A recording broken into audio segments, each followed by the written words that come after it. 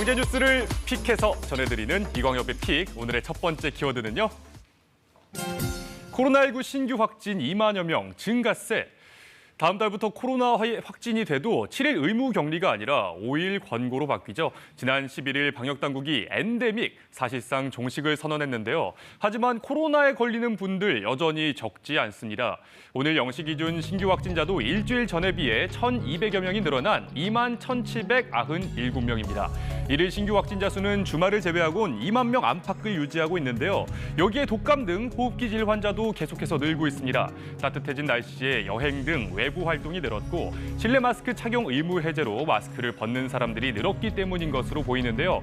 다음 달부터 방역 조치가 대폭 완화가 되면 더 늘 수 있는 만큼 손 씻기 같은 개인 위생 알아서 잘 챙겨야겠습니다.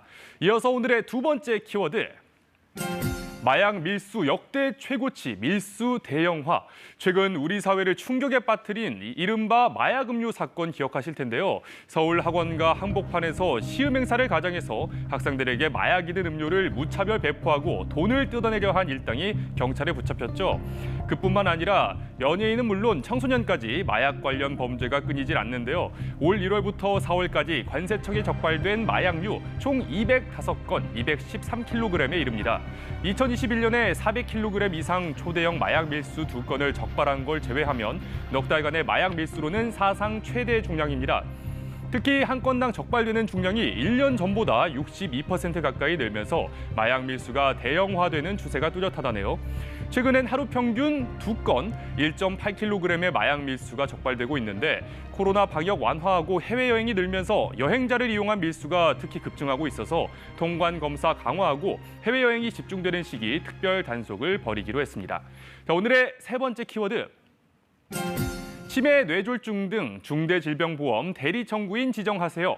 치매나 뇌졸중 등을 보장하는 중대질병보험. 하지만 의사소통이 어려운 환자들이 직접 보험금을 청구하는 건 쉽지 않은 일이죠.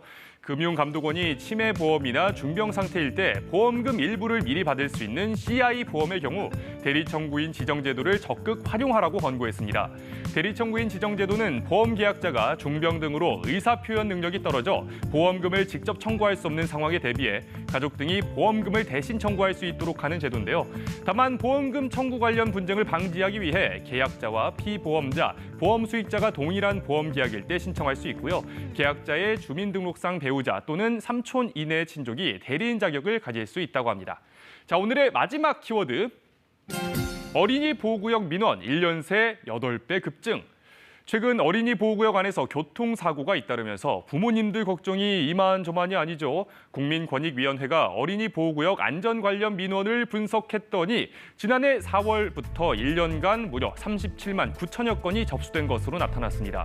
전년 같은 기간보다 8배나 늘어난 건데요. 안전 펜스 설치, 의무화 개정, 단속 카메라와 신호등 필수 설치, 어린이 보호구역 내 불법 주정차 단속 카메라 설치 등이 주요 민원 내용입니다.